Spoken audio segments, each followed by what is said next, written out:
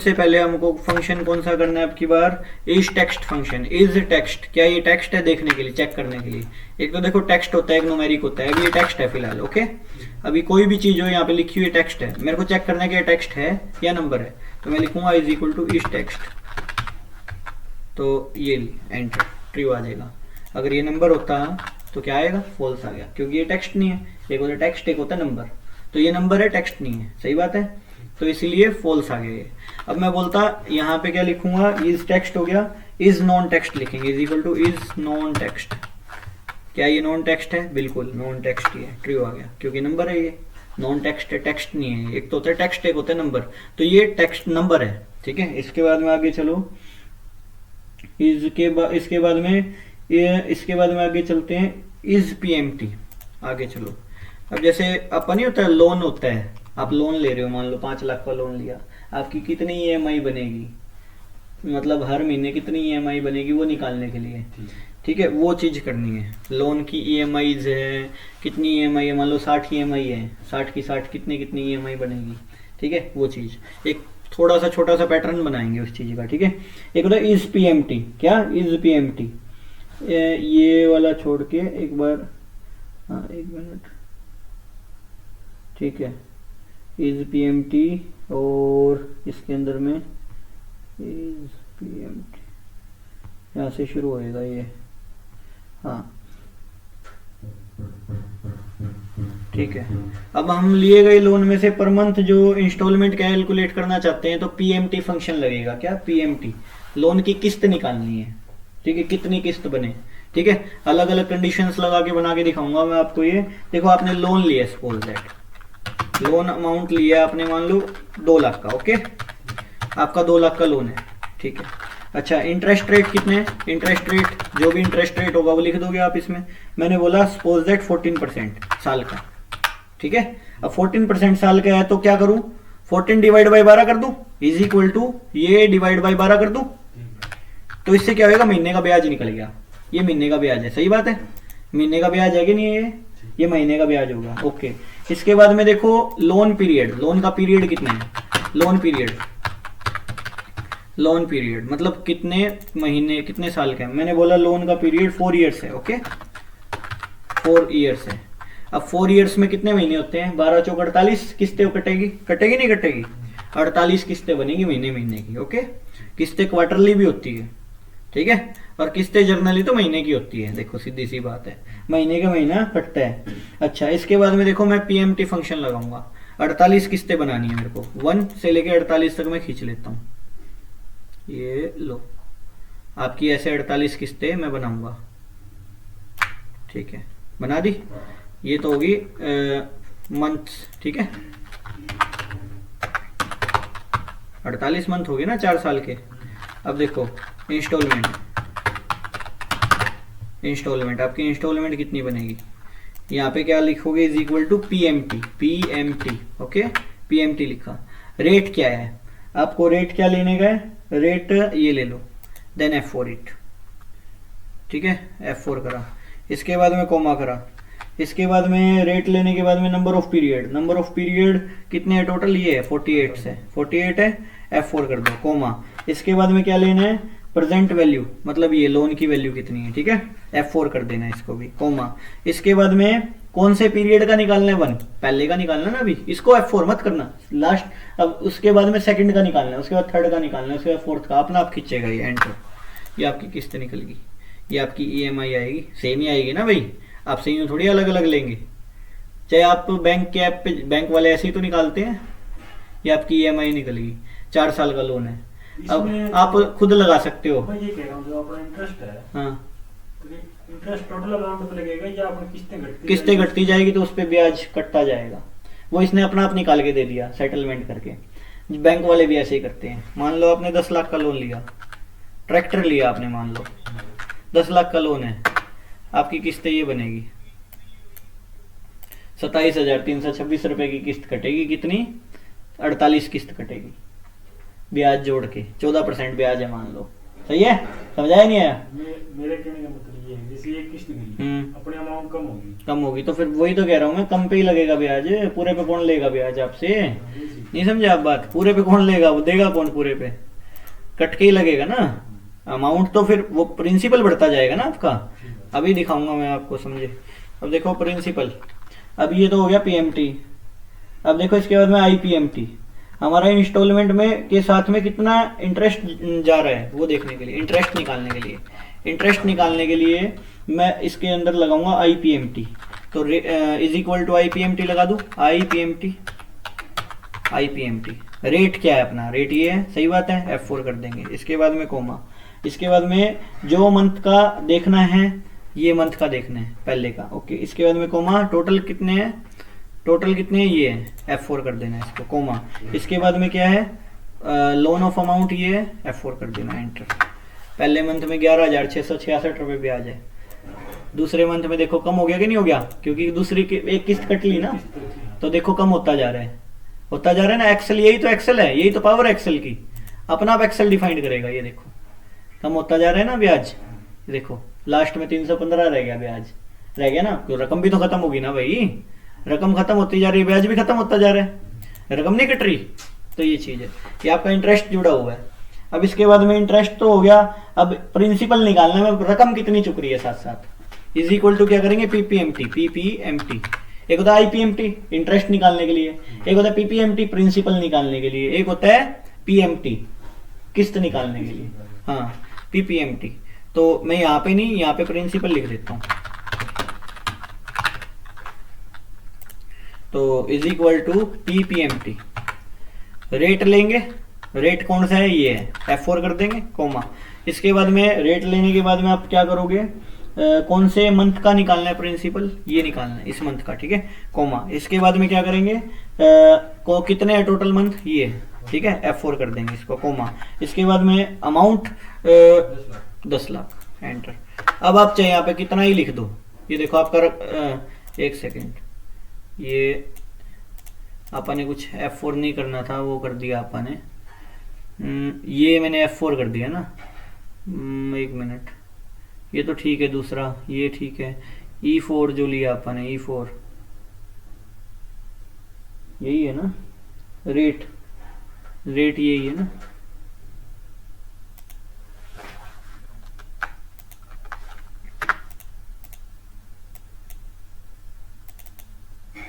इसका तो सही F4 किया हुआ है। G2 क्या है ये, G2 मंथ हो गया, इसका F4 नहीं करना, ठीक है, एक मिनट रुको, कौन से मंथ का प्रिंसिपल देखना है, ठीक है। फिर इसके बाद में 48 हो गए, ओके। इसके बाद में D 48 के बाद में ये लाख रुपए, इसको नहीं किया आपने ना F4, रकम को, जो रकम है, रकम को F4 नहीं किया, ये गलती है अपनी, एंटर। रकम को F4 नहीं करोगे तो आगे नहीं सरकेगी वो, देखो अब आ गया ना। ये आपका क्या निकल गया, आपके इंस्टॉलमेंट में प्रिंसिपल अमाउंट कितना है, बैंक वाले ये ऐसे ही तो करते हैं। अब मान लो आपका तो लोन अमाउंट अलग है, मेरे को तो यहाँ पे सिर्फ ये लिखना है आपने लोन कितने का पास करवाया है। आपका 5 लाख का लोन पास हुआ है, ये लो 5 लाख का लोन है, मान लो 12% ब्याज का रेट है, 12% ब्याज का रेट है, अपना आप सेट होएगा, अपना आप किस्तें बनेगी, बड़क पालने की जरूरत ही नहीं है। और हाँ, पीरियड कितने का है, मान लो 10 साल का आपने लोन करवाया है, 10 साल में किस्तें कितनी होगी, 120 होगी, 120 किस्तें होगी, ये आपकी 120 किस्तें बनी समझाया नहीं आया। अब इसको आगे खींच देना, ये तो 48 का है डाटा, मैंने 48 लिए हुए हैं, इसको आगे खींच देना, 120 किस्तें बन जाएगी, ये लो। समझाया नहीं आया, बात समझाई। ये एक्सेल चीज है, इसीलिए तो एक्सेल को यूज करते हैं। एक्सेल को यूज करने का कारण क्या है, यही कारण है, बात समझाई होगी। ये लो आपकी बन गई 120 किस्तें बन गई, एक बार कमांड देनी है, हाँ बस ऑटोमेटिक चलेगा काम, समझाई। यहाँ पे आप लोन डालोगे जितना मर्जी डालो, 1 सेकंड में आप खुद भी कैलकुलेट कर सकते हो क्या मेरा लोन का किस्त क्या बनेगी, ब्याज इतना % है तो लोन की किस्त आप 1 मिनट में निकाल सकते हो। बैंक वाले आपको पागल नहीं बना सकते किसी भी तरीके से, आपको पता है ये किस्त बनेगी, 1 मिनट में एक्सेल बता देगा, ठीक है। तो ये चीज है, समझ आई होगी कहानी। ये तो था पीपीएमटी, पीएमटी, आईपीएमटी, ठीक है, समझ आया होगा ये। अच्छा आगे चलो, इसके बाद में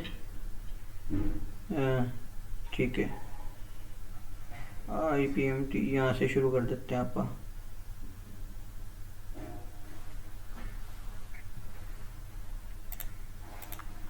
तो मेरा ये नंबर लिखा मैंने, ओके। मैं बोलता हूँ is equal to is odd, क्या is equal to is odd, ये चेक करेगा क्या ये ओड है, एंटर, यस ट्रू आ जाएगा अगर ओड है तो, नहीं है तो फॉल्स आ जाएगा। क्या ये ओड है, 2 नहीं है, ठीक है। अब मैं बोलता हूँ मैंने ये नंबर लिखा, क्या ये इवन है, is equal to is even, is even, yes बिल्कुल इवन है, 2 से भाग हो रही है, ठीक है। आगे चलो, इसके बाद में इज नंबर आ जाएगा। इसके बाद में क्या ये नंबर है, is equal to is number, क्या ये नंबर है, बिल्कुल है नंबर, आ गया ट्रू आ गया, ठीक है। अब इसके बाद में आगे चलो, इज ब्लैंक आ जाएगा, क्या is blank, is equal to is blank, is blank, क्या ये खाली है, नहीं है, फॉल्स आ गया, समझ आया। कोई चीज खाली होगी तो ट्रू आ जाएगा, इज ब्लैंक, सही है। इसके बाद में आगे चलो, PMT ये तो बता ही दिए मैंने। अच्छा, इसके बाद में इन्फो का और आ जाता है। देखो ये थोड़े ज्यादा काम के तो नहीं है, लेकिन फिर भी पता होना चाहिए क्या है ये एक्सेल का। देखो मैं बोलता हूँ इज इक्वल टू इन्फो, आपको इन्फो लेनी है, इंफॉर्मेशन, डायरेक्टरी देखनी है आपको, डायरेक्टरी, आपकी फाइल कहाँ सेव है वो बता देगा। जो ये खुला हुआ है ना एक्सेल का, ये डेस्कटॉप पे पड़ा है, और डेस्कटॉप बाय डिफॉल्ट सी में जाता है, सी फाइल में सेव होता है, तो इसकी लोकेशन बता देगा यहाँ पे सेव्ड है आपकी फाइल, ये समझा। मतलब आपकी एक्सेल की फाइल जो है सेव कहाँ है, इज इक्वल टू मैं क्या लिखूंगा, इन्फो, इन्फो मतलब इंफॉर्मेशन, डायरेक्टरी, एंटर, समझा।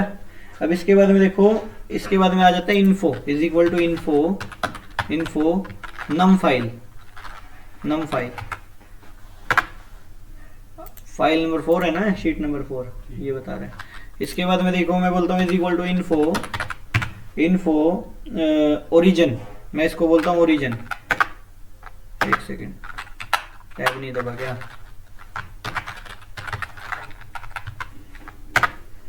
ये देखो ओरिजिन क्या है, मतलब स्टार्ट कहाँ से हो रहा है, यहाँ से हो रहा है। नॉर्मल बात है, कोई जरूरी नहीं है ये चीजें, वैसे फिर भी पता होना चाहिए क्या है ये। अपन एक्सेल देखा है तो कोई भी पूछ सकता है आपसे, है इन्फो, मैं पूरा बता के चलता हूँ, चाहे काम आए चाहे ना आए। इज इक्वल टू इन्फो, अच्छा इन्फो, अब मैं क्या डालता हूँ इसमें, रीसेल, रिकॉल,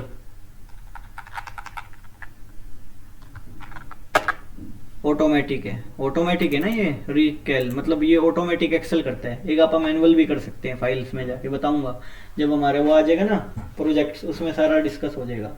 एक होता है ऑटोमेटिक, एक होता है हम मैनुअल कर देते हैं, हमारे हिसाब से फॉर्मूले चलेंगे, हम हमारे हिसाब से लॉजिक लगा सकते हैं, वो एक थोड़ा सा और ज्यादा मल्टी एडवांस पे हो जाएगा ये। अभी इसके बाद में आगे चलो, इज इक्वल टू इन्फो, मैं रिलीज देख सकता हूँ, रिलीज कौन सा रिलीज है, रिलीज, रिलीज,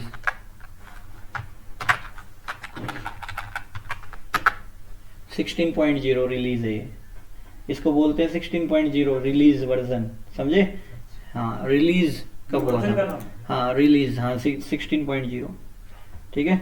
अच्छा इसके बाद में देखो इन्फो सिस्टम, आपके पास ये जो सिस्टम चल रहा है, किस सिस्टम में चल रहा है आपका एक्सेल। एक तो होता है PCDOS, मतलब operating system, Windows operating system है। एक होता है Mac operating system, Mac operating system उसमें होता है, एप्पल में होता है। अगर एप्पल का लैपटॉप होता है ये तो मैक आ जाता है, MAC लिखा आ जाता है। अब PCDOS लिखा आएगा, देखो दिखाता हूँ, इन्फो सिस्टम,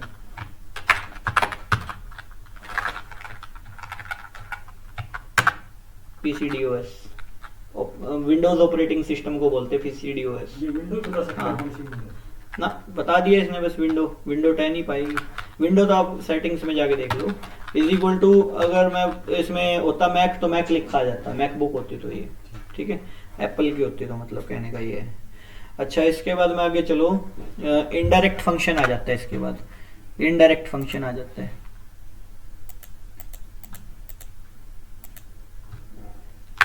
देखो मैं एक चीज बनाऊंगा, सब्जेक्ट लिखा मैंने, ठीक है, ध्यान से समझना।